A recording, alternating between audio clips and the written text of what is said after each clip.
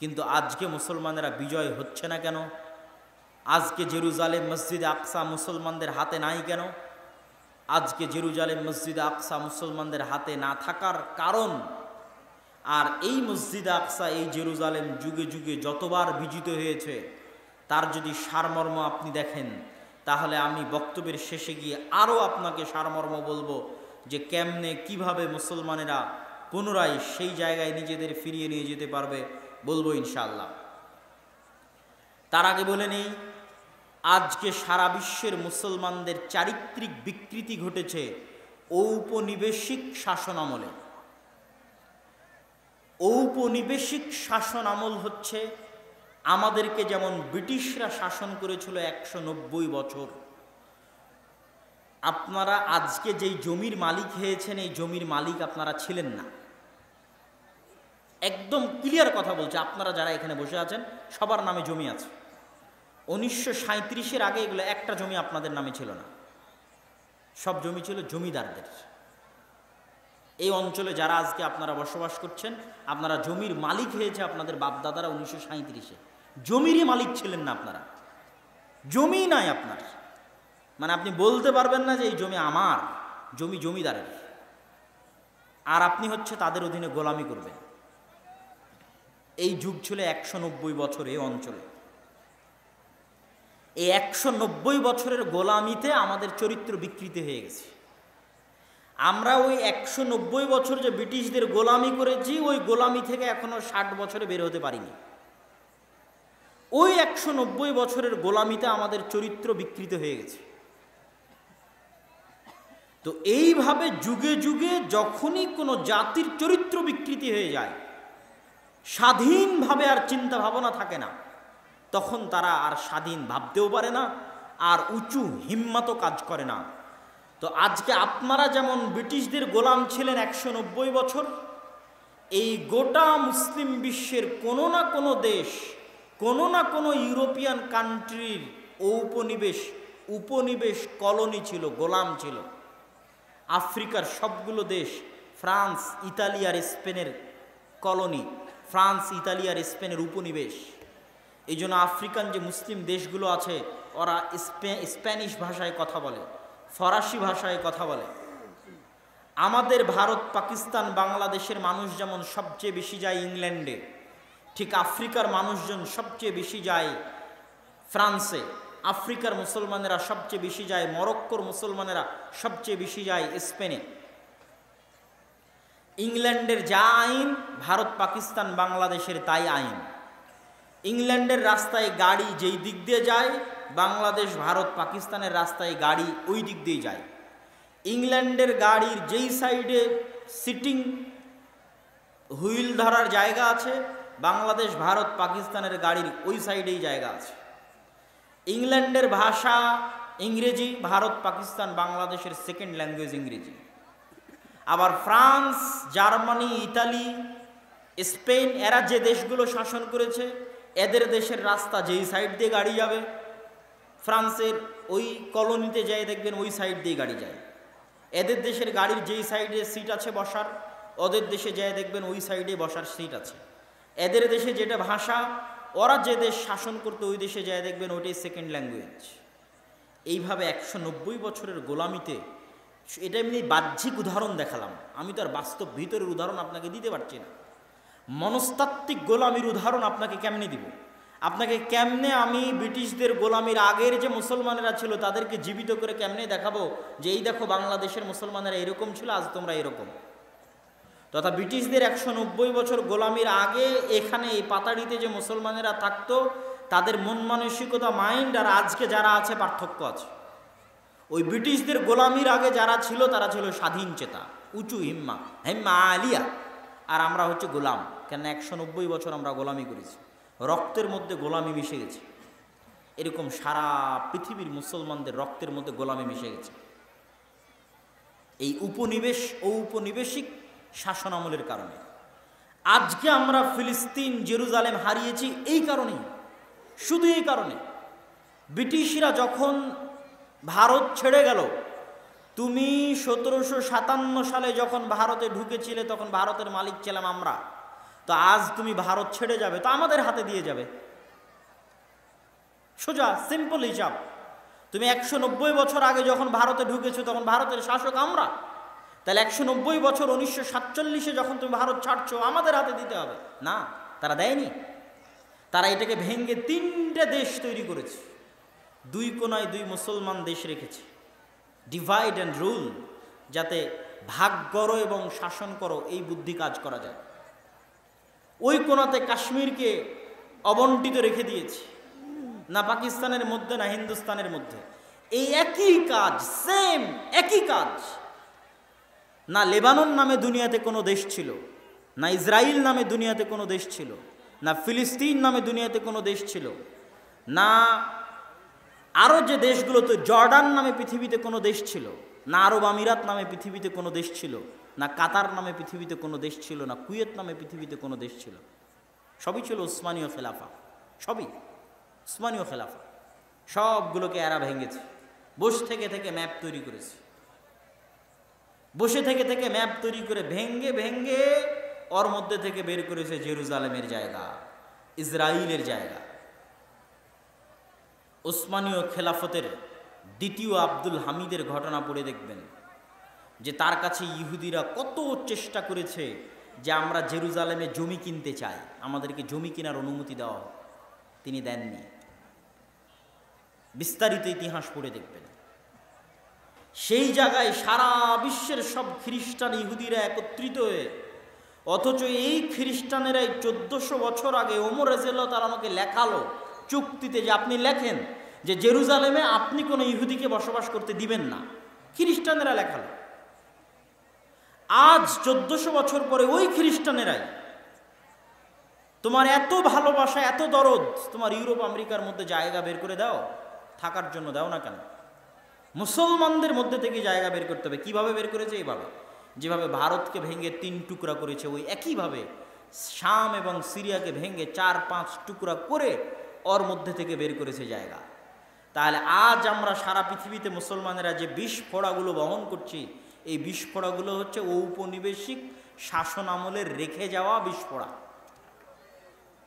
Colonial যে system ছিল ওই সিস্টেমের পরে রেখে যাওয়া বিস্ফোড়া। এখান থেকে উদ্ধার তারাই করতে পারবে যারা স্বাধীন চেতা, যারা গোলামি না করে জন্ম নিয়েছে, যারা গোলামি করা কোনোদিন শিখেনি। আল্লাহ কোথাও না কোথাও তাদেরকে মানুষ করতেছে, আল্লাহ কোথাও না কোথাও তাদেরকে লালন পালন করতেছে। আল্লাহর নিজাম তো আছেই, তাদবীরুল্লাহ সুন্নাতুল্লাহ ফি তাদবীরিল আরজ, আল্লাহর নিজাম আছেই। আল্লাহ ফেরাউনের জন্য মুসা তৈরি করবেনি। আল্লাহ সুবহানাহু ওয়া তাআলা মুসা আলাইহিস সালাতু ওয়াস সালামকে ফেরাউনের ঘরে তৈরি করেছেন। কেন? মুসা আলাইহিস সালাতু ওয়াস সালাম যদি বানু ইসরাঈলদের সাথে পালিয়ে পালিয়ে বেড়াতো তাহলে ওনার মানসিকতা ছোট হয়ে যেত। উনি বুঝতো না যে স্বাধীনতার স্বাদ কি, স্বাধীন মানুষের স্বাদ কি, স্বাধীন মানুষ কেমনে চিন্তা করে, এটা উনি বুঝতে পারতো না। কেন? ওনার পুরো কওম তো গোলাম কওম। 300 বছর থেকে ওনার কওম ফেরাউনের গোলামি করতেছে। ওনার বানু ইসরাঈলদের শিশু সন্তানকে ইউযাব্বিহুনা আবনাকুম ওয়া ইস্তাহয়ুনা নিসাকুম, চোখের সামনে ফেরাউনের পুলিশ বাহিনী ধরে ধরে জবাই করতেছে। তো মুসা আলাইহিস সালাম তো বুঝবে না। উনি যদি বানু ইসরাঈলের সাথে বড় হতেন উনি বুঝতেন এটাই মনে হয় আমার জীবন, এই গোলামি আমার ভাগ্য, এই দাসত্বই আমার জিন্দেগি। কিন্তু উনি যখন ফেরাউনের বাড়িতে মানুষ হয়েছে, পূর্ণ সুযোগ সুবিধা পেয়ে যাবতীয় অধিকার ভোগ করে, তখন উনি বুঝেছে যে কিরে একটা স্বাধীন মানুষের স্বাদ কি, একটা স্বাধীন মানুষের চিন্তা চেতনা কি। তখনই না ওনার সামনে বানু ইসরাঈলকে কিবতীরা যখন ধরে মারলো, বানু ইসরাঈলকে ফেরাউনের বংশের একজন ধরে একজন বানু ইসরাঈলকে মারলো, তো মুসা আলাইহিস সালাম রাগে এক থাপ্পড়ে ফেরাউনের ওই প্রশাসনিক কর্মকর্তাকে ওখানেই হত্যা করে ফেলেছেন। তো উনি যে একটা থাপ্পড় দিলেন, এই হিম্মতটা আসলো কোথায় থেকে? উনি যদি বানু ইসরাঈলের সাথে বড় হতেন উনিও গোলাম হয়েই বড় হতেন। কিন্তু উনি ফেরাউনের বাড়িতে বড় হয়েছেন, উনি দেখেছেন যে ওনার বানু ইসরাঈলের সাথে কী রকমের ব্যবহার করা হয়। আল্লাহ ওভাবে কোথাও না কোথাও মানুষ করতেছে, স্বাধীন চেতা মুসলমানকে মানুষ করতেছে। আল্লাহ করবে, এটা আল্লাহর সিস্টেম। আমার এবং আমাদের দেশের আমরা যেইভাবে গোলাম হিসেবে বড় হচ্ছি, আমাদের রক্ত মজ্জায় অস্থি মজ্জায় যেভাবে গোলামি ঢুকে গেছে, এই গোলামি থেকে আমরা না নিজেরা কোনোদিন স্বাধীনতার স্বাদ পাবো, না আমরা আমাদের মুসলিম ভাইদেরকে কোনোদিন স্বাধীনতার স্বাদ দিতে পারবো। কিন্তু আল্লাহর নিজাম আল্লাহ করবেন। আল্লাহ সুবহানাহু ওয়া তাআলা ওই রকম স্বাধীন চেতা হিম্মা আলিয়া মুসলমানদের হাত দিয়েই, যারা শুধুমাত্র আল্লাহর সন্তুষ্টির জন্য, জাতীয়তাবাদের কারণে নয়। আরব ইসরায়েল তিনটা যুদ্ধে আরবেরা পারেনি কেন? এরা হচ্ছে দিনের বেলা যুদ্ধ করে, রাতের বেলা ড্যান্স পার্টি করে, মুখে নাই দাড়ি, চাছা মুখ, তথা যুদ্ধ করতেছে আরব জাতীয়তাবাদের কারণে। আপনি 1971 যুদ্ধ করেছেন কেন? বাংলাদেশ জাতীয়তাবাদ, বাঙালি জাতীয়তাবাদের কারণে, ধর্মের কারণে নয়। তো আজকে আপনাকে যারা মারতেছে তারা কি জন্য মারতেছে ভাই? এই পয়েন্টটা আপনাকে বুঝতে হবে। আপনি যদি মনে করেন এটা দুটো দেশের মধ্যে যুদ্ধ, তাহলে ভুল। কখনোই এটা দুটো দেশের মধ্যে যুদ্ধ নয়। আজকে যারা আপনাকে জেরুজালেম এবং ফিলিস্তিনে হত্যা করতেছে, তারা এটাকে দিন মনে করে, তারা এটাকে ইবাদত মনে করে, তারা এটাকে ধর্ম মনে করে হত্যা করতেছে। আর আপনি তাদের সাথে ডিল করবেন সেকুলারিজম দিয়ে, আপনি তাদের সাথে ডিল করবেন ন্যাশনালিজম দিয়ে, জাতীয়তাবাদ দিয়ে, ধর্মনিরপেক্ষতাবাদ দিয়ে। অসম্ভব। আপনার ভাগ্যে কোনোদিন বিজয় আসবে না। আপনি নিশ্চিত থাকেন, 100% নিশ্চিত থাকেন, প্রত্যেকটা মুসলমানের সন্তানকে হত্যা করা হচ্ছে গাজায় শুধুমাত্র ধর্মীয় কারণে, শুধুমাত্র ধর্মীয় কারণে। ধর্মীয় কারণটা কি? ধর্মীয় কারণটা হচ্ছে বানু ইসরাইল। বানু ইসরাইল মানে কি? ইসরাইল হচ্ছে ইয়াকুব আলাইহিস সালাতু ওয়াস সালাম। ইয়াকুব আলাইহিস সালাতু ওয়াস সালাম কে? ইসহাক আলাইহিস সালাতু ওয়াস সালামের ছেলে। ইসহাক কে? ইব্রাহিম আলাইহিস সালাতু ওয়াস সালামের ছেলে। ইব্রাহিমকে তারা বলে আব্রাহাম, ইসহাককে তারা বলে আইজ্যাক, ইয়াকুবকে তারা বলে জ্যাকব। ইয়াকুবের ছেলে হচ্ছে ইউসুফ, ইউসুফকে তারা বলে Joseph. Saint Joseph school and college. Saint Joseph মানে হজরত ইউসুফ স্কুল অ্যান্ড কলেজ। আপনি যে ইউসুফ আলাইহিস সালাতু ওয়াস সালাম, ওই জোসেফ উনি, আলাদা কোনো ব্যক্তি না। আপনি বলছেন হজরত ইউসুফ, উনি বলেছে সেন্ট জোসেফ। তাহলে পৃথিবীর এই তিনটা আসমানি ধর্ম হচ্ছে আব্রাহামিক রিলিজিয়ন বা সেমেটিক রিলিজিয়ন, তথা ইব্রাহিম আলাইহিস সালাতু ওয়াস সালামের পক্ষ থেকে পাওয়া ধর্ম বা সেমেটিক ধর্ম। সেমেটিক মানে কি? নূহ আলাইহিস সালাতু ওয়াস সালামের 3 ছেলের এক ছেলে হচ্ছে সাম, আর এক ছেলে ইয়াফেস, আর এক ছেলে হাম। যারা নৌকাতে উঠেছিলেন 3 ছেলে, যাদেরকে আল্লাহ বাঁচিয়ে রেখেছিলেন মুমিন হিসেবে, তাদের একজন সাম, তাদের একজন ইয়াফেস, তাদের একজন হাম। যাদের গায়ের রং মেটে হয় আমাদের মতো, আরবদের মতো ধূসর হয়, তারা হচ্ছে সামের বংশধর। যাদের গায়ের রং সম্পূর্ণ সাদা হয় ইউরোপিয়ানদের মতো, রাশিয়ানদের মতো, তারা হচ্ছে ইয়াফেসের বংশধর। যাদের গায়ের রং সম্পূর্ণরূপে কালো হয়, তারা হচ্ছে হামের বংশধর। তো দুনিয়াতে আল্লাহ যত নবী পাঠিয়েছেন সব পাঠিয়েছেন সামের বংশে। এই জন্য তিনটা ইসলাম, ইহুদি, খ্রিস্টানকে বলা হয় সেমেটিক রিলিজিয়ন, তথা সবগুলো সাম থেকে সেমেটিক, সবগুলো সামের বংশে। এখানে আরও একটা মজার জিনিস যদি আপনারা মনে রাখতে পারেন, রাখবেন। যারা ইউরোপ আমেরিকায়, যারা অনলাইনে শুনতেছেন, তারাও মনে রাখতে পারেন। আপনাদের যাওয়ার ভাগ্য হলে মনে রাখবেন, না হলে রাখবেন না। কিন্তু যারা অনলাইনে শুনছেন তারা মনে রাখতে পারেন। যারা সাদা চামড়ার, তাদের সাদা চামড়া নিয়ে গর্ব আছে। ওরা বাহিরে যতই মিষ্টি কথা বলুক, ভিতরে সাদা চামড়ার গর্বে ভরা। আপনি যেমন এখান থেকে ইন্ডিয়া গেলে আপনাকে বাঙালি বলে ছোট করবে, এখান থেকে পাকিস্তান গেলে বাঙালি বলে ছোট করবে, ঠিক আবার আরবে গেলে বাঙালি বলে ছোট করবে। তো ঠিক তখন ইউরোপে যাবেন, তখন গোটা এশিয়া বলে ছোট করবে। গোটা ইন্ডিয়া, পাকিস্তান, বাংলাদেশ, চীন সব মিলে হচ্ছে এশিয়া। এরা হচ্ছে এশিয়া থেকে আসছে, এশিয়া বলে ছোট করবে, কেন এদের গায়ের রং সাদা নয়। তো আপনি যতই ওদের নাগরিকত্ব নেন, এই চামড়া যদি পরিবর্তন না করতে পারেন, তাহলে কোনো না কোনো এক সময় গিয়ে আপনি ডিসক্রিমিনেশনের শিকার হবেন। মজার জিনিস কি? মজার জিনিস হচ্ছে তারা যেই সাদা চামড়ার গর্ব করে, আবার তারা যেই নবীর অনুসরণ করে। খ্রিস্টানেরা যদি, ইউরোপ আমেরিকার খ্রিস্টানেরা যদি সাদা চামড়ার গর্ব করে, নবীর অনুসরণ করে কোন নবী? ঈসা আলাইহিস সালাম। ঈসা আলাইহিস সালাম সাদা চামড়ার ছিলেন না। আমার নবী যেই চামড়ার, ঈসা আলাইহিস সালাম ওই চামড়ার। কথা কি আমার বুঝতে পারছেন? কেন ঈসা আলাইহিস সালাম হচ্ছে সামের বংশধর, সেমিটিক রিলিজিয়ান। আরবে জন্মগ্রহণ করেছেন ঈসা আলাইহিস সালাম, ফিলিস্তিনে জন্মগ্রহণ করেছেন। ঈসা আলাইহিস সালাম ও ইব্রাহিমের সন্তান, মুহাম্মদ সাল্লাল্লাহু আলাইহি ওয়াসাল্লাম ইব্রাহিমের সন্তান। তাহলে ওরা যে সাদা চামড়ার গর্ব করে, সাদা চামড়ায় আল্লাহ কোনো নবী পাঠায়নি। সব নবী আল্লাহ সুবহানাহু ওয়া তাআলা পাঠিয়েছেন নূহের সন্তান, সামের বংশ। তো আমি আপনাদেরকে যে পয়েন্টটা বলতে চাচ্ছিলাম যে কেন তারা ধর্মীয় কারণে গাজ্জার মুসলমানদের হত্যা করতেছে, রিলিজিয়াস কারণে, শুধু ধর্মীয় কারণে মুসলমানদের হত্যা করতেছে, কি সেই কারণ?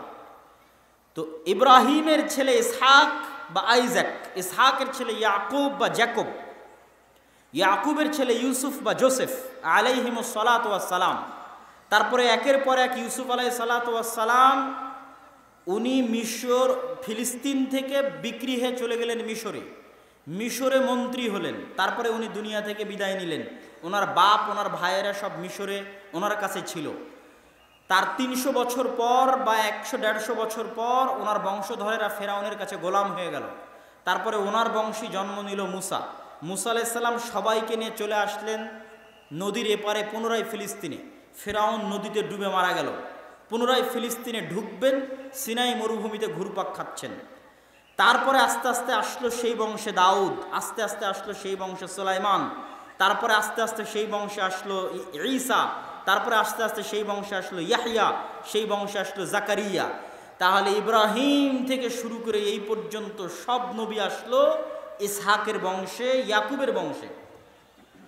আর ইব্রাহিম ওই যুগেই তার আরেক ছেলেকে ফিলিস্তিন থেকে 1500 কিলোমিটার দূরে পায়ে হেঁটে আরেক স্ত্রী, আরেক ছেলেকে রেখে আসলেন মক্কায়। এটাই হচ্ছে আল্লাহর অলৌকিকত্ব, আল্লাহ সুবহানাহু ওয়া তাআলার নিজাম, পৃথিবী পরিচালনায় আল্লাহর নিজাম। আল্লাহ এইভাবেই পৃথিবীর সিস্টেমটা সাজাবেন। তো ইব্রাহিম আলাইহিস সালাতু ওয়াস সালাম ওই যুগে তার আরেক স্ত্রী, আরেক ছেলেকে রেখে আসলেন কোথায়? কাবার পাশে। তাওরাত, জবুর, ইনজিল সব বইয়ের মধ্যে আছে ইব্রাহিমের আরেক ছেলে ইসমাইল, নাম সহ উল্লেখ করা আছে।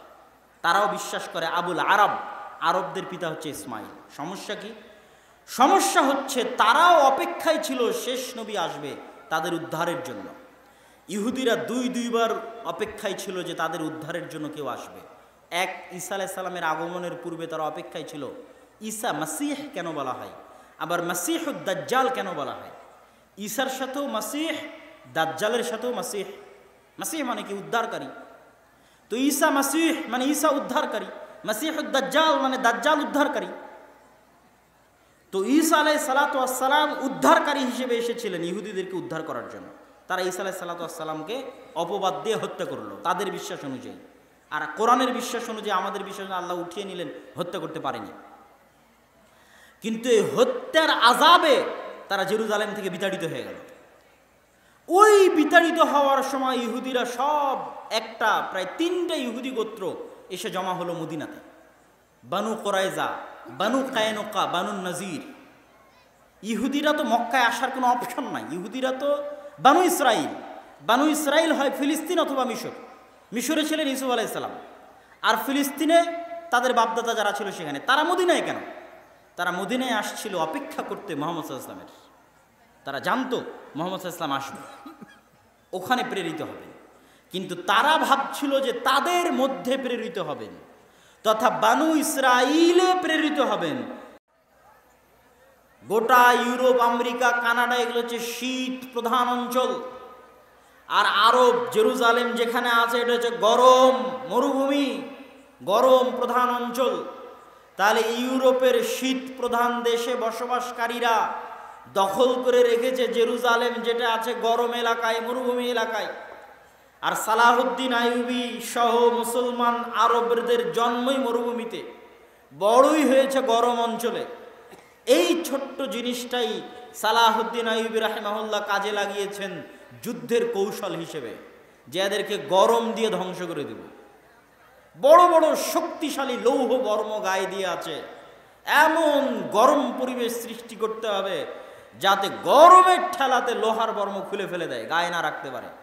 আসছে তো ইউরোপ থেকে। ইউরোপিয়ানরা যারা সাদা চামড়া, শীত অঞ্চল, তারা গরম সহ্য করতে পারে না, তাদের চামড়ায় ফুসকুড়ি পড়ে যায়, অল্প মাত্রার গরম হলেই চামড়ায় ফুসকুড়ি পড়ে যায়।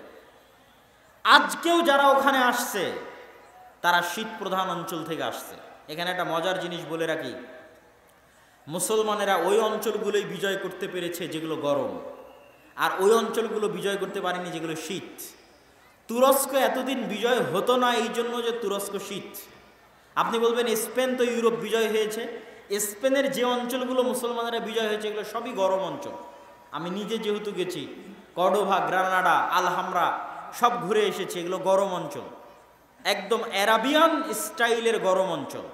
যেখানে থেকে শীত শুরু ওখান থেকে আর মুসলমানেরা বিজয় করতে পারেনি। স্পেনের সীমানার সাথে লাগানো ফ্রান্স, স্পেনের সীমানার সাথে লাগানো ইতালি, ফ্রান্স, ইতালি, জার্মান, এগুলো স্পেনের একদম আমাদের সাথে যেমন ইন্ডিয়া লেগে আছে সেভাবে লেগে আছে। তো মুসলমানেরা স্পেন বিজয় করে আর ফ্রান্সে ঢুকতে পারেনি, স্পেন বিজয় করে আর ইতালিতে ঢুকতে পারেনি। তার সবচেয়ে বড় কারণ ছিল শীত। মুসলমানেরা অভ্যস্ত ছিল গরমে, তারা শীতে যুদ্ধ করতে পারত না। তাহলে জেরুজালেম যারা দখল করে রেখেছে আর আসছে শীত এলাকা থেকে, সালাহুদ্দিন আইয়ুবী যুদ্ধের ট্রিক্সে খাটালেন যে আমি তাদেরকে পানির যে সরবরাহগুলো আছে এগুলো থেকে একদম আশেপাশের 15-20 কিলোমিটার খালি মরুভূমি থাকবে এরকম মরুভূমিতে নিয়ে যাব। তো যুদ্ধ শুরু করলেন স্বাভাবিক শহর এলাকাতেই, একটু করে আগান, একটু করে পিছান, একটু করে আগান, একটু করে পিছান, পিছাতে পিছাতে পিছাতে পিছাতে তাদেরকে বুঝাচ্ছেন যে আমরা পরাজিত হচ্ছি, কিন্তু আসলে তিনি তাদেরকে টেনে টেনে মরুভূমির মধ্যে নিয়ে যাচ্ছেন, পানির সকল সরবরাহ থেকে বিচ্ছিন্ন করে দিচ্ছেন। কিন্তু তারা মনে করছে আমরা মুসলমানদের পরাজিত করছি। টানতে টানতে যখন একদম গহীন মরুভূমির মধ্যে নিয়ে চলে আসলেন, যেখান থেকে আশেপাশের 250 কিলোমিটারে না কোনো গাছ আছে, আশেপাশের 250 কিলোমিটারে না কোনো কুয়া আছে, আশেপাশের 250 কিলোমিটারে না পানির ব্যবস্থা আছে। আর সালাহুদ্দিন আইয়ুবী আগে থেকে ওখানে তার সেনাবাহিনী রেডি করে রেখেছিলেন শুধু আগুন জ্বালানোর জন্য। গোটা মরুভূমির চারিদিকে গাছপালা একত্রিত করে ভয়ঙ্করভাবে আগুন জ্বালানোর জন্য। যুদ্ধ হচ্ছে জুন জুলাই মাসে, একদম কাঠ ফাটা রোদে জুন জুলাই মাসের মধ্যে মরুভূমির মধ্যে একে তো সূর্যের তাপ, একে তো মরুভূমির বালুর তাপ, আর একে তো চারিদিকে জ্বালিয়ে দেওয়া হয়েছে আগুন, আগুনের তাপ। এই ত্রিতাপে ইউরোপিয়ান থেকে আসা বিশাল বিশাল নাইট যোদ্ধারা তাদের গায়ে থাকা লোহার বর্মগুলো গরমের ঠেলায় খুলে ফেলতে থাকলো। আর মুসলমানদের তো জন্মই হয়েছে মরুভূমিতে, তারা গরম সহ্য করাও জানে, তারা গরমে থাকাও জানে, বিনা পানিতে বসবাস করাও জানে। এইভাবে সালাহুদ্দিন আইয়ুবী রাহিমাহুল্লাহ হিত্তিনের যুদ্ধে ক্রুসেডার বাহিনীকে পরাজিত করে বিনা রক্তপাতে মসজিদে আকসা বিজয় করলেন। একটা জিনিস মনে রাখবেন, মুসলমানেরা 2 বার মসজিদে আকসা বিজয় করেছে, 2 বারই বিনা রক্তপাতে, এক ফোঁটা রক্তও পড়েনি। আর ক্রুসেডাররা যখন মসজিদে আকসা বিজয় করেছে তখনও রক্ত ঝরেছে, আর আজ তো রক্ত ঝরছেই ঝরছেই ঝরছেই। আরও একটা জিনিস মনে রাখবেন, ইতিহাসের সূক্ষ্ম জিনিস আপনাকে বলে যাচ্ছে। ওমর রাদিয়াল্লাহু তাআলা আনহু যখন মসজিদে আকসা বিজয় করেন তখন পাদ্রীরা ওমর রাদিয়াল্লাহু তাআলা আনহুকে জোর করে লিখিয়ে নিয়েছিলেন। চুক্তিনামার মধ্যে ওমর রাদিয়াল্লাহু তাআলা আনহুকে জোর করে লিখিয়ে নেওয়া হয়েছিল যে লেখেন চুক্তিনামার মধ্যে যে এই জেরুজালেমে কোনো ইহুদিকে বসবাস করতে আপনি দিবেন না। ওমর রাদিয়াল্লাহু তাআলা আনহুর কাছে খ্রিস্টানদের দাবি যে আপনি জেরুজালেম বিজয়ের যে চুক্তি, এই চুক্তিতে লেখেন যে এই জেরুজালেমে আপনি কোনো ইহুদিকে বসবাস করতে দিবেন না। এই চুক্তি এখনো আছে লিখিত আকারে, কিয়ামা কানিসা আল কিয়ামা, কিয়ামা গির্জায়, জেরুজালেমের কিয়ামা গির্জায় এখনো লিখিত আকারে ওই চুক্তি আছে, যার মধ্যে ওমর রাদিয়াল্লাহু তাআলা আনহু লিখেছিলেন যে এই জেরুজালেমে কোনো ইহুদিকে বসবাস করতে দেওয়া হবে না। দাবি কাদের ছিল? খ্রিস্টানদের ছিল। আশ্চর্য হবেন, ওমর রাদিয়াল্লাহু তাআলা আনহু প্রথম যিনি ইহুদিদেরকে জেরুজালেম ভিজিট করার, তাদের পবিত্র স্থানগুলো দেখার অনুমতি দিয়েছিলেন যে তোমরা এসে দেখে ঘুরে যেতে পারো, বসবাস করতে পারবে না। ইহুদিরা নিজে কলমে লিখে গেছে যে গত ১৫-২ হাজার বছর যাবৎ তাদের সবচেয়ে গোল্ডেন টাইম ছিল স্পেনে, যে মুসলমানদের শাসন ছিল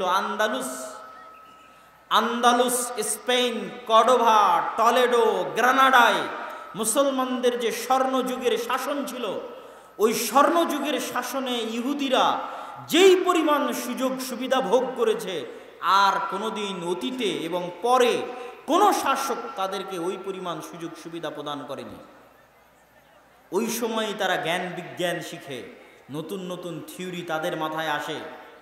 তারা খ্রিস্টানদের মধ্যে ভাঙ্গন তৈরি করে, প্রোটেস্ট্যান্ট খ্রিস্টান আবিষ্কার করার মাধ্যমে মুসলমানদের মধ্যে ভাঙ্গন তৈরি করে, প্ল্যান করে কিভাবে পুনরায় জেরুজালেমে ফিরে যেতে হবে, কিভাবে পুনরায় দখল করা যাবে।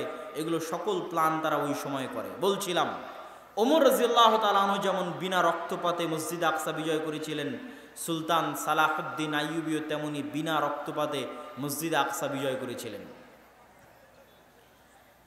এই মসজিদ আকসা বিজয়ের ৬০-৭০ বছরের মাথায় তখনও পরিপূর্ণ আরব বিশ্ব ক্রুসেডার থেকে খালি হয়নি।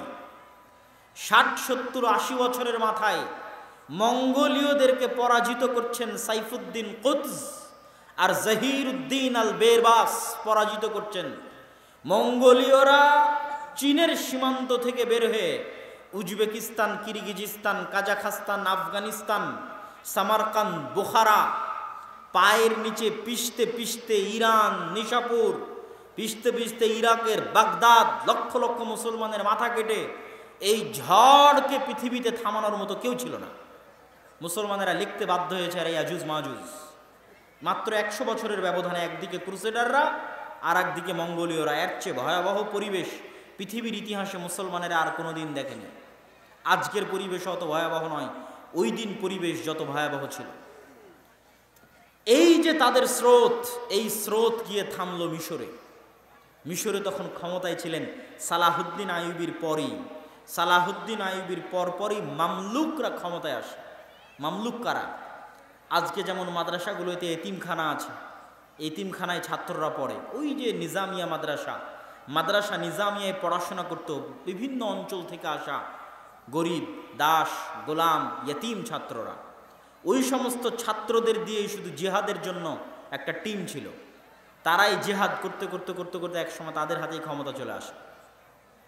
বিশেষ করে সালাহুদ্দিন আইয়ুবীর মৃত্যুর পরে তার ছেলে অথবা তার ছেলের ছেলের স্ত্রী শাজারাতুদ্দুর যখন মামলুক কোনো একজন বাদশাকে বিবাহ করেন, তখন মামলুকেরা পরিপূর্ণ ক্ষমতায় চলে আসে।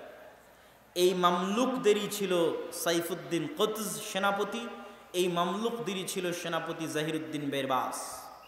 তাদের সাথে দ্বিতীয় যুদ্ধ হচ্ছে আইনে জালুতের যুদ্ধ, তথা ১১৮৭ মাত্র ৬০-৭০-৮০ বছর পরে আইনে জালুতের যুদ্ধ হচ্ছে মঙ্গোলীয় হালাকু খা চেঙ্গিস খানের বিরুদ্ধে। পৃথিবীর ইতিহাসে এটা তাদের প্রথম পরাজয়। তারা ভুলেই গেছিল যে কেউ তাদের পরাজিত করতে পারে। আর এই মিশরে যদি তারা পরাজিত না হতো, তাহলে পুনরায় মঙ্গোলীয়দের হাতে বাইতুল মুকাদ্দাস ধ্বংস হয়ে যেত। তাদের কাছে তো আর বাইতুল মুকাদ্দাস পবিত্র না। তাদের হাতে কাবা ধ্বংস হয়ে যেত, তাদের হাতে মসজিদে নববী ধ্বংস হয়ে যেত। মসজিদে নববী, কাবা এবং বাইতুল মুকাদ্দাস ধ্বংস হওয়ার আগের শেষ যুদ্ধ ছিল বাগদাদ ধ্বংস হয়ে যাওয়ার পরে, সিরিয়া ধ্বংস হয়ে যাওয়ার পরে শেষ যুদ্ধ ছিল মিশর আইনে জালুতের যুদ্ধ।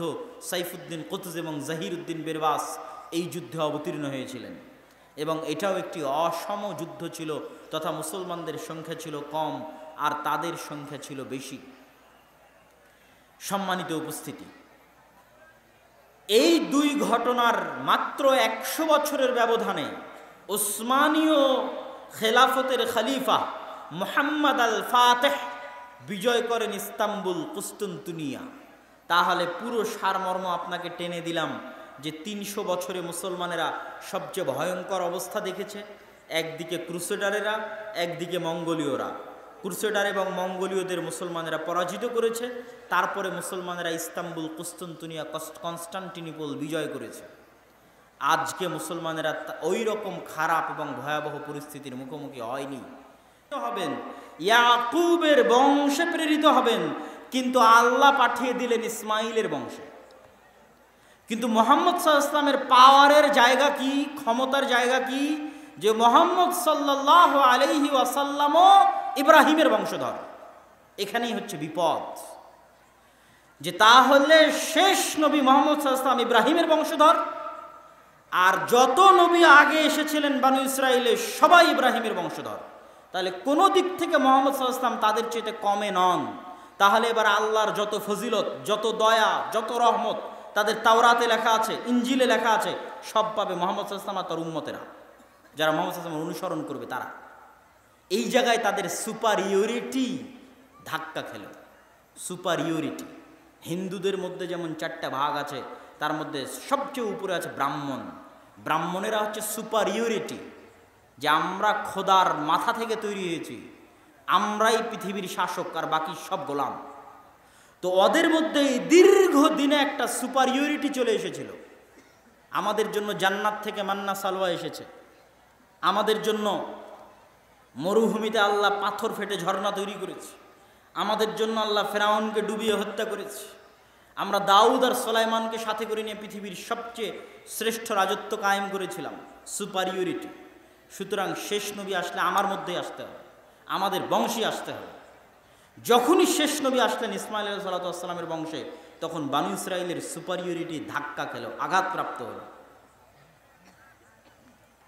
আর এই সুপারিয়রিটি থেকে তাদের হিংসা তৈরি হলো। সেই হিংসা থেকে তারা মুহাম্মদ সাল্লাল্লাহু আলাইহি ওয়াসাল্লামকে হত্যা করতে চাইল।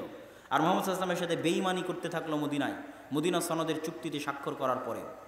ওই হিংসার জায়গা থেকেই আজ অবধি, ওই হিংসার জায়গা থেকেই যে না, বানু ইসমাইল, মুহাম্মদ সাল্লাল্লাহু আলাইহি ওয়াসাল্লাম এবং তার অনুসারীদের অস্তিত্ব পৃথিবীতে রাখা যাবে না। আর ইহুদিদের সুপারিয়রিটি এমনভাবে কাজ করে যে আপনি জন্মগত ইহুদি ছাড়া ইহুদি ধর্মই গ্রহণ করতে পারবেন না। আপনি যদি জন্মগত ইহুদি হন তাহলে ইহুদি, আর যদি জন্মগত ইহুদি না হন, ইহুদি ধর্ম গ্রহণ করার কোনো কায়দা নাই। এটা হচ্ছে তাদের সুপারিয়রিটি। আর ইসলাম হচ্ছে ব্যাপক একটা ভয়ঙ্কর সর্বগ্রাসী দিন। তুমি হিন্দু হও, বৌদ্ধ হও, খ্রিস্টান হও, সবাই এই দিনে প্রবেশ করতে পারবে। এটা হচ্ছে এই দিনের সবচেয়ে পজিটিভ এবং প্লাস পয়েন্ট। এই জায়গা থেকে তাদের অন্তরে হিংসা তৈরি হলো, এবং সেই হিংসার জায়গা থেকে তারা মনে করে, আমি যদি এক বাক্যে যদি বলি, তারা মনে করে যে আপনাকে হত্যা করাও তার অধিকার, আপনার স্ত্রীকে তুলে নিয়ে যেয়ে ভোগ করাও তার অধিকার, আপনার শিশুকে জবাই করাও তার অধিকার। এটা অধিকার মনে করে। মুখে বলতে পারে না, কিন্তু কাজে দেখেন, কাজে বুঝতে পারছেন। মুখে বলতে পারে না, মুখে বলতে পারে না, আধুনিক সভ্য বিশ্বের জন্য বলতে পারে না, কিন্তু কাজে বুঝতে পারছেন যে এটা তারা নিজেদের অধিকার মনে করে। অধিকার মনে করে ধর্মীয় কারণে নিজেদের শ্রেষ্ঠত্ব টিকিয়ে রাখতে বানু ইসমাইলের সন্তানদের হত্যা করতেছে। আর আরো একটা জিনিস আশ্চর্য হচ্ছে, তাদের দিনে যেমন তাওহীদের সবচেয়ে নিকটবর্তী দিন, যেমন অন্য দিনগুলোর মধ্যে তাওহীদের সবচেয়ে নিকটবর্তী দিন হচ্ছে ইহুদি ধর্ম। আমরা মুসলমানেরা যে তাওহীদে বিশ্বাস করি, এটা সবচেয়ে নিকটবর্তী। তারাও মসজিদে গিয়ে সালাত আদায় করে 3 ওয়াক্ত, আমরা আদায় করি 5 ওয়াক্ত। তাদের মসজিদকে বলা হয় সিনাগগ। তাদের মেয়েরাও পৃথিবীর অন্য আর যে কোনো অঞ্চলের মেয়েদের চাইতে বেশি হলেও শালীনতা বজায় রাখার চেষ্টা করে। তারা তাদের মধ্যে সুদ খায় না, তাদের অভ্যন্তরে মদ খায় না, কিন্তু সারা পৃথিবীর মানুষ যেন সুদ খায় আর সারা পৃথিবীর মানুষ যেন মদ খায়, এই জন্য তারা সবচেয়ে বেশি চেষ্টা করে। এটা হচ্ছে সুপারিয়রিটি থিঙ্কিং থেকে, যে আমি মদ খাবো না, আমি সুদ খাবো না, কিন্তু দুনিয়ার সব মুসলমান যেন মদ খায়, দুনিয়ার সব মুসলমান যেন বিড়িখোর হয়, দুনিয়ার সব মুসলমান যেন জুয়াখোর হয়, আর ওর ছেলেটা হবে বিজ্ঞানী। ওই জন্য জন্মের আগে থেকেই সন্তান যখন মায়ের পেটে, তখন থেকেই ইহুদি মা অঙ্ক করে, অঙ্ক যেন তার সন্তান সবচেয়ে মেধাবী হিসেবে পৃথিবীতে আসে। আর ওরাই সবচেয়ে বেশি অর্থ ইনভেস্ট করে যেন আপনার ছেলেরা ফ্রি ফায়ার খেলে, আপনার ছেলেরা পাবজি খেলে, আপনার ছেলেরা মদ খায়, আপনার ছেলেরা জুয়া খায়, আপনার ছেলেরা নেশা করে। কেন? যখন এরা নেশা করবে, মদ খাবে, জুয়া খেলবে, তখন এরা গরু ছাগল। এরা তখন আর চিন্তা করতে পারবে না যে স্বাধীন মানুষ কেমনে হয়। ওই যে মুসা আলাইহিস সালাম যদি ফেরাউনের গোলামি করে বড় হতেন, চিন্তা করতে পারতেন না যে স্বাধীন মানুষের সুযোগ সুবিধা কি, মানুষের আত্মমর্যাদা, আত্মসম্মান কি। যখন ফেরাউনের বাড়িতে বড় হয়েছেন তখন বুঝেছেন যে আমার কওমকে তো জুলুম করছে, আমার রক্তের বানু ইসরায়েলের উপর তো অত্যাচার হচ্ছে। তাহলে যখনই আপনি নেশাখোর, যখনই মদখোর, তখন মানুষের জায়গা থেকে নিচে নেমে গেছে। যখনই জুয়াখোর, মানুষের জায়গা থেকে নিচে নেমে গেছে। আপনার মেধা কাজ করবে না, আপনার বিবেক কাজ করবে না, তখন গরু ছাগলের মতো আপনাকে জবাই করা যাবে, গরু ছাগলের মতো আপনাকে হত্যা করা যাবে।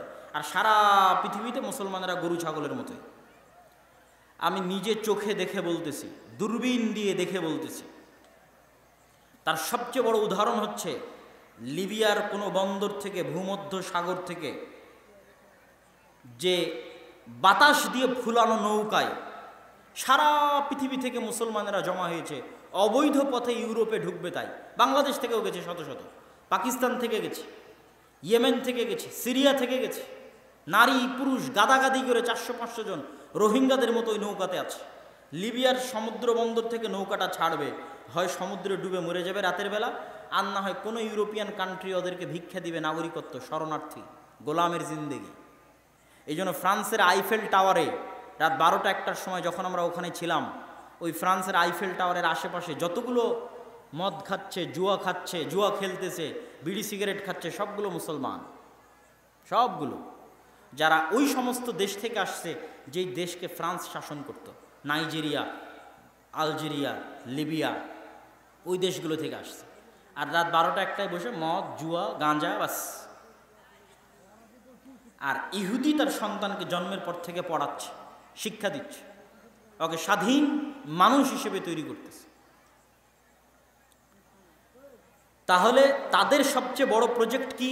তারা নিজেরা ভালো থাকবে কিন্তু আপনাকে ভালো থাকতে দিবে না। এটাই সুপারিয়রিটি। পৃথিবী একমাত্র আমি ভোগ করব, আর বাকি সব আমাদের গোলাম থাকবে। তো গোলাম কি এত সহজে রাখা যায়? গোলাম রাখতে হলে এদেরকে মদখোর, জুয়াখোর, গাঞ্জাখোর না বানালে কি গোলাম রাখা যাবে? এদেরকে যদি গেমের নেশায় মত্ত না করা যায় তাহলে কি এদেরকে গোলাম রাখা যাবে? অস্ত্রপাতি আমার হাতে থাকবে, এদেরকে অস্ত্রপাতি বানাতে দিব না।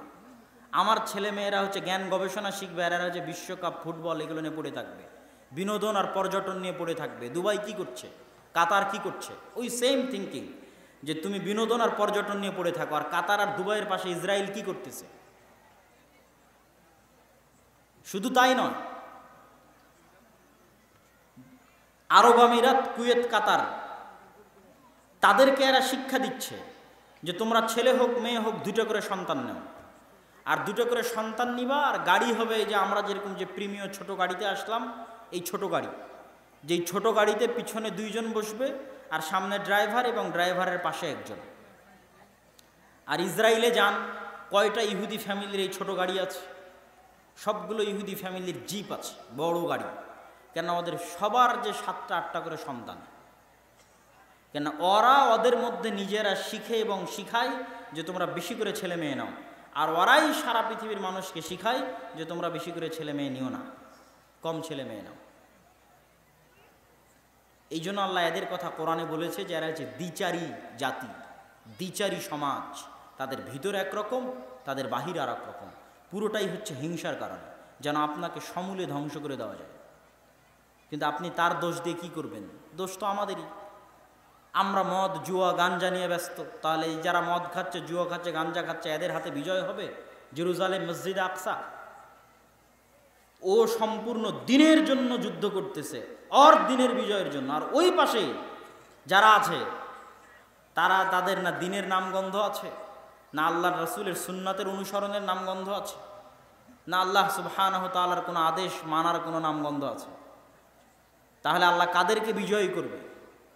যতক্ষণ পর্যন্ত ওই রকম স্বাধীন চেতা মানুষ ঈমান এবং আকীদা নিয়ে শুধু আল্লাহর সন্তুষ্টির জন্য সামনে এগিয়ে না আসবে, ততক্ষণ পর্যন্ত আল্লাহ সুবহানাহু ওয়া তাআলা কখনোই কোশ্চেনকালেও বিজয় দিবেন না। সম্মানিত উপস্থিতি, মসজিদে আকসা, মসজিদে আকসার গুরুত্ব, মসজিদে আকসার ফজিলত, এই ছিল মোটামুটি আমরা এতক্ষণ পর্যন্ত যা আলোচনা করলাম। সেই আলোচনাটা ছিল 1-2 বাক্যে যদি সারমর্ম করি তাহলে আজকে আমরা যে কঠিন অবস্থায় আছি তার চেয়ে বেশি কঠিন অবস্থায় আমরা এর আগে ছিলাম, সেটা ক্রুসেড এবং মঙ্গোলীয়দের আমলে। সেখান থেকে আমরা কেমনে নাজাত পেয়েছি, আজকে কেমনে নাজাত পেতে পারি, আর আজকে আমরা সারা পৃথিবীতে যে সমস্যাগুলো ফেস করতেছি এটা কি কারণে ফেস করতেছি, সেটাও আমি আজকে আমার এই আলোচনায় তুলে ধরলাম।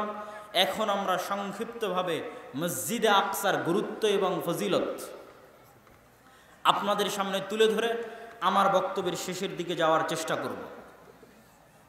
আল্লাহ সুবহানাহু ওয়া তাআলা পবিত্র কোরআন মাজিদে বলছেন, ওয়ানাজ্জাইনাহু ওয়া লূতান ইলাল আরদিল্লাতী বারাকনা ফীহা লিল আলামিন। আমি লূতকে আশ্রয় দিয়েছি এই মাটিতে, ইব্রাহিমকে আশ্রয় দিয়েছি এই মাটিতে, যেখানে আমি বরকত রেখেছি সারা পৃথিবীর মানুষের জন্য। লূতকে আশ্রয় দিয়েছি এই মাটিতে মানে লূত আলাইহিসসালাতু ওয়াসসালামের শহরকে আল্লাহ উল্টিয়ে দিয়েছিলেন, যেটা জর্ডানের ডেড সি। তো উল্টে দেওয়ার পর লূত আলাইহিসসালামকে আল্লাহ কোথায় আশ্রয় দিলেন, সেটা জেরুজালেম। ইব্রাহিম আলাইহিসসালাতু ওয়াসসালামকে আশ্রয় দিয়েছি মানে ইব্রাহিমের পিতা আজর এবং নমরুদ তাকে ইরাকের ব্যাবিলন শহর থেকে তাড়িয়ে দেওয়ার পর তিনি হিজরত করে কোথায় আশ্রয় নিয়েছিলেন, সেটা জেরুজালেম। ওটার কথা আল্লাহ কোরআনে বলছে, ওই মাটিতে আশ্রয় দিয়েছি লূতকে, ওই মাটিতে আশ্রয় দিয়েছি ইব্রাহিমকে, যেই মাটিতে আমি বরকত রেখেছি সারা পৃথিবীর মানুষের জন্য। বারাকনা ফীহা লিল আলামিন, জেরুজালেমের মাটিতে বরকত রেখেছি সারা পৃথিবীর মানুষের জন্য। এই বরকতের কথা আল্লাহ সুবহানাহু ওয়া তাআলা আর এক আয়াতে বলছেন, সুবহানাল্লাযী আসরা বিআবদিহি লাইলাম মিনাল মাসজিদিল হারাম ইলাল মসজিদিল আকসা আল্লাযী বারাকনা হাওলা। আমি আমার বান্দা মুহাম্মদ সাল্লাল্লাহু আলাইহি ওয়াসাল্লামকে সফর করিয়েছি মক্কার মসজিদে হারাম থেকে মসজিদে আকসা পর্যন্ত। কোন মসজিদে আকসা? আল্লাযী বারাকনা হাওলা, যেই মসজিদে আকসার চারপাশ আমি ঘিরে রেখেছি বরকত দিয়ে। বলেন আল্লাহু আকবার। মসজিদে আকসার চারপাশ আল্লাহ সুবহানাহু ওয়া তাআলা ঘিরে রেখেছেন বরকত দিয়ে। কোরআনে বলছেন, দুইটা আয়াত পেশ করলাম। আর এক আয়াত, ইয়া কওমি দুখুলুল আরদাল মুকাদ্দাসাতা আল্লাতী কাতাবাল্লাহু লাকুম। মুসা আলাইহিস সালাতু ওয়াস সালাম তার কওমকে বললেন, হে আমার জাতি, প্রবেশ করো ওই মাটিতে, ওই শহরে যেটা পবিত্র। আল আরদুল মুকাদ্দাসা, বাইতুল মুকাদ্দাস বলা হয় এই কারণে। আল আরজুল মুকাদ্দাসা, পবিত্র মাটি, ওই মাটিতে তোমরা প্রবেশ করো বিজয় অর্জনের জন্য। আল্লাহ সুবহানাহু ওয়া তাআলা তোমাদের বিজয় দিবে, সেই বিজয় অর্জনের জন্য তোমরা প্রবেশ করো। সম্মানিত উপস্থিতি, এই প্রত্যেকটা আয়াত থেকে স্পষ্টভাবে প্রতীয়মান হলো যে মসজিদে আকসা বরকতময়, মসজিদে আকসার মাটি বরকতময়, জেরুজালেম বরকতময়, আর এটা পৃথিবীতে আল্লাহর ইবাদতের জন্য তৈরি করা দ্বিতীয় মসজিদ। ইন্না আউওয়ালা বাইতি মুদিআ লিন-নাস বিবাক্কাহ, আল্লাহর ইবাদতের জন্য পৃথিবীতে প্রথম মসজিদ তৈরি হয়েছে মক্কায়। বুখারীর হাদিসে আবু যর গিফারী রাদিয়াল্লাহু তাআলা আনহু থেকে বর্ণিত। আর দ্বিতীয় মসজিদ হচ্ছে মসজিদে আকসা। আল্লাহর নবী বললেন দুইটার মধ্যে ব্যবধান 40 বছর, তথা মক্কার মসজিদে হারামের 40 বছর পর মসজিদে আকসা তৈরি হয়েছে। মসজিদে আকসা পৃথিবীতে আল্লাহর ইবাদতের জন্য তৈরি হওয়া দ্বিতীয় মসজিদ। আর 3টা মসজিদে জিয়ারত করা যায়, 3টা মসজিদে সালাত আদায়ে অন্য যে কোনো মসজিদ চাইতে সালাত আদায়ের বেশি নেকি রয়েছে। এই 3টা মসজিদ হচ্ছে মসজিদে হারাম মক্কা, মসজিদে নববী এবং আল মসজিদ আল আকসা। সম্মানিত উপস্থিতি, মসজিদে আকসার বিজয়ের বিস্তারিত ঘটনাগুলো অন্য আর বক্তব্যে, গতকাল বা তার আগের যে বক্তব্য আছে সেই বক্তব্যগুলোতে বিস্তারিত আলোচনা করা আছে। কিভাবে ইউশা বিন নুন মসজিদে আকসা বিজয় করলেন, কিভাবে দাউদ আলাইহিস সালাতু ওয়াস সালাম মসজিদে আকসা বিজয় করলেন, কিভাবে ওমর রাদিয়াল্লাহু তাআলা মসজিদে আকসা বিজয় করলেন। আর আজকে আমরা ওইটার পরবর্তী আলোচনাটা আপনাদের সামনে পেশ করলাম যে সালাহুদ্দিন আইয়ুবী কিভাবে মসজিদে আকসা বিজয় করলেন, আর কিভাবে মুসলমানরা ক্রুসেডার এবং মঙ্গোলীয়দের হাত থেকে নাজাত পেল, আর আজকের যুগে মুসলমানদের এই অবস্থা কেন হলো এবং এখান থেকে কেন নাজাত পাবে। এটা ছিল আমাদের আজকের আলোচনা। যারা এই আগের ইতিহাসগুলো দেখতে চাইবেন, ইউশা বিন নুনের ইতিহাস, দাউদ আলাইহিস সালাতু ওয়াস সালামের মসজিদে আকসা বিজয়ের ইতিহাস, অথবা ওমর রাদিয়াল্লাহু তাআলা আনহুর মসজিদে আকসা বিজয়ের ইতিহাস, এই পুরো ইতিহাস 3 পর্বে এতেসাম টিভিতে সম্পূর্ণ ডকুমেন্টারি আকারে আমরা 2 বছর আগে ভিডিও হিসেবে দিয়ে রেখেছিলাম জেরুজালেম নামে, মসজিদে আকসা নামে। ইতেসাম টিভিতে 3 পর্বে আপনারা পাবেন। আর স্বাভাবিক এখন প্রায় প্রতিদিনই যেহেতু এই বিষয়ে আলোচনা আছে, সুতরাং সেগুলোতেও পাবেন। আমি আমার বক্তব্যের শেষে আজকে আমাদের যে উদ্দেশ্যে এই প্রোগ্রামটা আয়োজিত, আমি আপনাদের এই অঞ্চলে দাওয়াতি সফরে এসেছি। পুরো সাপাহার অঞ্চলে আমি একদিন সময় দিয়েছি। সাপাহার অঞ্চলের জবাই, সাপাহার অঞ্চলের ওইটা শিমুলডাঙ্গা নাকি কি বলে ওই জায়গা, পাহাড়ি পুকুর, প্রায় 4টে জায়গায় আমি দাওয়াতি সফরে অংশগ্রহণ করেছিলাম এবং মক্তব উদ্বোধন করে দিয়ে গেছিলাম। যদিও আলহামদুলিল্লাহ অন্য অঞ্চলের তুলনায় এই অঞ্চলে মসজিদ ভিত্তিক দিন শিক্ষা শক্তিশালী। তারপরেও আমরা চাই যে এই অঞ্চলের মসজিদগুলোতে শুধু মুসলমানের সন্তানেরা কোরআন শিখবে তা নয়, বরং পরিপূর্ণ দিনের জ্ঞান যেন পায় এবং এটা একটা মাদ্রাসার মতো শিক্ষা প্রতিষ্ঠানের মতো পরিচালিত হয়। আমরা জামিয়া সালাফিয়ার অধীনে আমাদের মসজিদ ভিত্তিক মক্তবগুলোকে প্রাথমিক প্রতিষ্ঠান হিসেবে পরিচালনা করার স্বপ্ন নিয়ে দেশব্যাপী আমাদের সফর অব্যাহত আছে।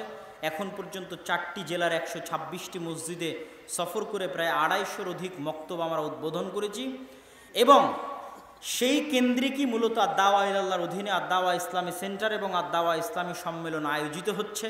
এবং আমি এইভাবেই এবছর প্রোগ্রামগুলোকে সাজিয়ে সেই প্রোগ্রামগুলো আয়োজনের ব্যবস্থা এইভাবেই করা হয়েছে এবং এই প্রোগ্রামগুলোর মাধ্যমে এই সমস্ত দিনী কাজ, দাওয়াতি কাজ সুন্দর সাবলীলভাবে পরিচালিত হোক, মসজিদ ভিত্তিক দিন শিক্ষা শক্তিশালী হোক।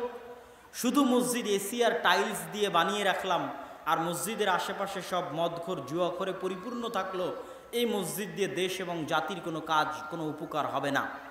মসজিদ যদি ভাঙ্গা বেড়ারও হয়, ভাঙ্গা টিনেরও হয়, কিন্তু মসজিদে শিক্ষার ব্যবস্থা থাকে, তাহলে অন্তত শিক্ষার আলো মানুষের মধ্যে পৌঁছে গেলে তারা খোলা মাঠে হলেও সালাত আদায় করবে।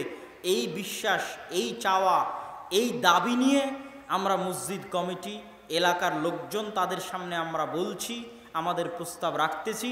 আমরা মসজিদগুলোতে দিন শিক্ষার ব্যবস্থাকে শক্তিশালী এবং চাঙ্গা করতে চাই।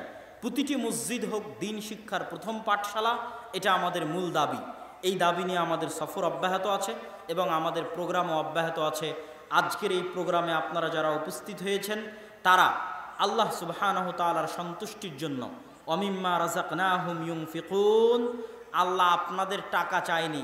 আল্লাহ সুবহানাহু তাআলা বলছেন তোমার পকেটে যে টাকা আছে এটা আমি দিয়েছি, মিম্মা রাযাকনা, আমি দিয়েছি।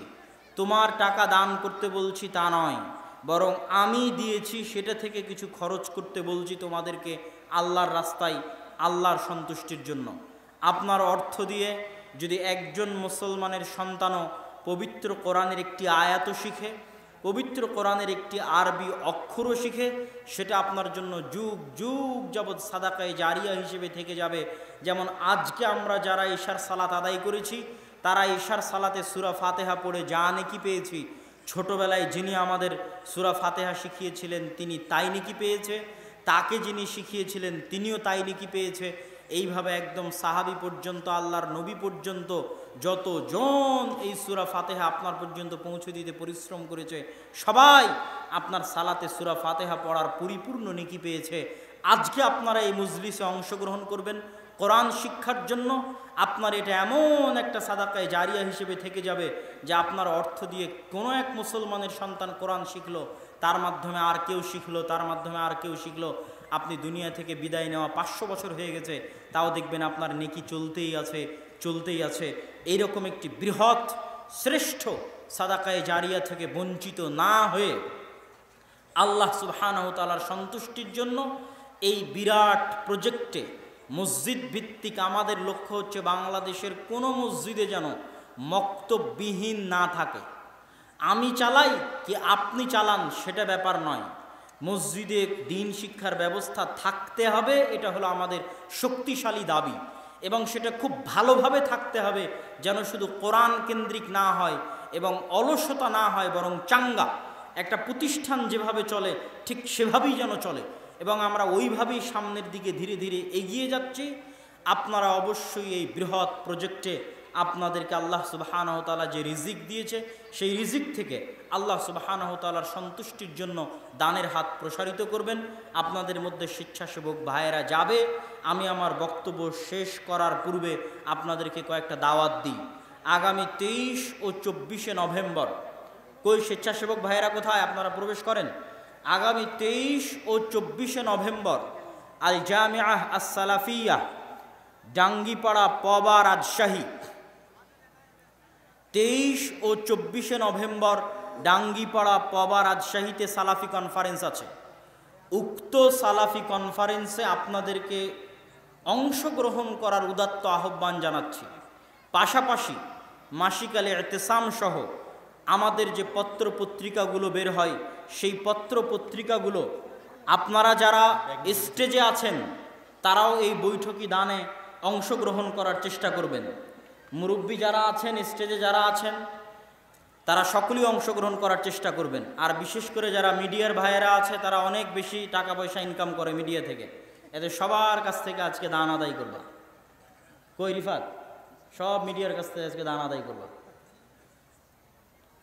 আর দাওয়া ইলাল্লাহর জন্য, মসজিদ ভিত্তিক দিন শিক্ষার জন্য।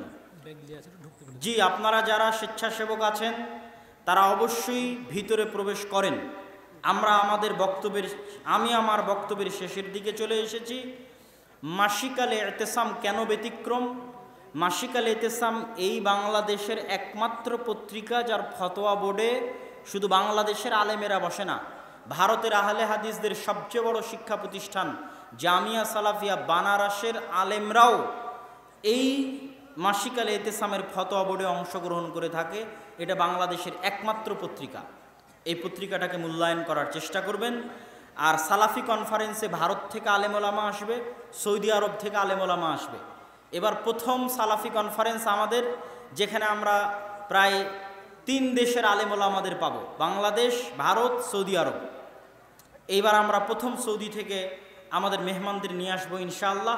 অতএব এই ব্যতিক্রম সালাফি কনফারেন্সে আগামী 23 ও 24 নভেম্বর আপনাদের অংশগ্রহণের উদাত্ত আহ্বান জানিয়ে, মাসিক আল ইতিসাম সহ আমাদের যে বই পুস্তকগুলো আছে স্টেজে পাবেন, সেটা নেওয়ার আহ্বান জানিয়ে আমরা আল্লাহর নিকটে দোয়া করি, হে আল্লাহ, যারা আজকে এই অনুষ্ঠানে অংশগ্রহণ করেছে, এই দানে অংশগ্রহণ করছে, আপনি তাদের এই দানকে কবুল করুন, আল্লাহুম্মা আমিন। হে আল্লাহ, যারা আজকে আমরা এখানে উপস্থিত হয়েছি, মা এবং বোনেরাও এই দানে অংশগ্রহণ করার, বৈঠকি দানে অংশগ্রহণ করার চেষ্টা করবেন। আপনি আমাদের সকলের, যারা মারা গেছে, যারা কবরে চলে গেছে, তাদের কবরের শাস্তিকে মাফ করে দিন, আল্লাহুম্মা আমিন। হে আল্লাহ, আমরা যারা যতদিন পৃথিবীতে বেঁচে থাকব ততদিন ঈমানের উপর, ইসলামের উপর বেঁচে থাকার তৌফিক দান করুন, আল্লাহুম্মা আমিন। হে আল্লাহ, ফিলিস্তিনে হাজার হাজার মুসলমান, মা, নারী, পুরুষ, শিশু মারা যাচ্ছে, আপনি তাদের এই মৃত্যুকে শহীদি মৃত্যু হিসেবে কবুল করুন, আল্লাহুম্মা আমিন। হে আল্লাহ, আপনি ফিলিস্তিনের মুসলমানদের কষ্টকে, দুঃখ দুর্দশাকে দূর করে দিন, আল্লাহুম্মা আমিন। হে আল্লাহ, ফিলিস্তিনের মুসলমানদের উদ্ধারের জন্য, মসজিদে আকসায় মুসলমানদের পুনরায় সালাত আদায় করতে দেওয়ার জন্য আপনি মুসলমানদের জন্য সুলতান আন নাসিরা, শক্তিশালী শাসক সালাহুদ্দিন আইয়ুবীর মতো শক্তিশালী শাসক পাঠিয়ে দিন, আল্লাহুম্মা আমিন। হে আল্লাহ, মুসলমানদের যে গুনাহের কারণে, যে অপরাধের কারণে, যে আযাবের কারণে আপনি মুসলমানদেরকে মসজিদ আকসার নিয়ামত থেকে, বরকত থেকে বঞ্চিত রেখেছেন, আপনি মুসলমানদের সেই গুনাহকে ক্ষমা করে দিয়ে মুসলমানদেরকে সঠিক রাস্তায়, হেদায়েতের রাস্তায় ফিরে এসে আপনার দ্বীনকে শক্তভাবে অনুসরণ করে পুনরায় মুসলমানদের হাতে মসজিদ আকসা ফিরিয়ে দেওয়ার ব্যবস্থা করে দিন, আল্লাহুম্মা আমিন। হে আল্লাহ, যারা ফিলিস্তিনে মুসলিম মা এবং বোনদেরকে হত্যা করতেছে, তাদের উপর অত্যাচার চালাচ্ছে, তাদের পানি বন্ধ করে দিয়েছে, তাদের খাবার বন্ধ করে দিয়েছে, তাদের বিদ্যুৎ বন্ধ করে দিয়েছে, তাদের যোগাযোগ ব্যবস্থা বন্ধ করে দিয়েছে, তাদের ইন্টারনেট বন্ধ করে দিয়েছে, তাদের উপর আপনি ইন্নাকা আলা কুল্লি শাইইন কাদির, আপনার শক্তি, আপনার ক্ষমতার মুআজিজা, আপনার শক্তি, আপনার ক্ষমতার মুআজিজার বহিঃপ্রকাশ ঘটান, আল্লাহুম্মা আমিন। হে আল্লাহ, এই দাবি, এই দোয়া আপনার দরবারে রেখে আর দাওয়া ইলাল্লাহর মসজিদ ভিত্তিক এই মক্তব, যে বিশাল প্রজেক্ট, এই প্রজেক্টকে কবুল করার উদাত্ত আহ্বান এবং দোয়া আপনার দরবারে রেখে, এবং আপনারাও যারা উপস্থিত হয়েছেন সকলেই দোয়া করবেন যেন আল্লাহ সুবহানাহু তাআলা আমাদের যে প্রজেক্ট আছে এই প্রজেক্টকে কবুল করে, এতে বরকত দান করে, মুসলিম মা এবং বোনের যারা সন্তানেরা আছে তাদেরকে দ্বীন শিখার ব্যবস্থা করার যে উদ্যোগ, মসজিদ ভিত্তিক এই উদ্যোগকে যেন আল্লাহ সুবহানাহু ওয়া তাআলা কবুল করে, আল্লাহুম্মা আমিন। এই দাবিও আপনাদের কাছে রেখে আমি আমার সংক্ষিপ্ত বক্তব্য এখানেই শেষ করছি। আসসালামু আলাইকুম ওয়া রাহমাতুল্লাহি ওয়া বারাকাতুহু। মা এবং বোনদের কাছেও ব্যাগ গেছে, আপনারাও এই দানে অংশগ্রহণ করবেন। মা এবং বোনদের কাছেও ব্যাগ পাঠানো হয়েছে। জাযাকুমুল্লাহু খাইরান। আসসালামু আলাইকুম ওয়া রাহমাতুল্লাহি ওয়া বারাকাতুহু। আলহামদুলিল্লাহ, আমরা দীর্ঘক্ষণ যাব আজকের এই বিশাল সম্মেলনের দ্বিতীয় আলোচক অত্যন্ত জ্ঞানগর্ভ মুসলিম মিল্লাতের উত্থান পতন, মুসলিম মিল্লাতের কৃষ্টি কালচার, মুসলিম মিল্লাতের উপযোগী নির্যাতন হয়েছে। আজকে হচ্ছে এ বিষয়ে মাতৃদীর্ঘ বক্তব্য উপস্থাপন করেছেন। আমাদের করণীয় হল আজকের এই আলোচনা থেকে শিক্ষা দেওয়া এবং তদনুযায়ী আমল করা। ভাইসব, সাহিত্যে বসে রেখে আমাদের কথা বলা আমাদের সমীচীন নয়। অত্যন্ত দুঃখের সাথে বলছি যে আমরা যে বিশাল প্যানেল তৈরি করেছি, এতে আমাদের লোক সংখ্যা হচ্ছে না। অতএব আপনারা অনেকক্ষণ থেকে বসে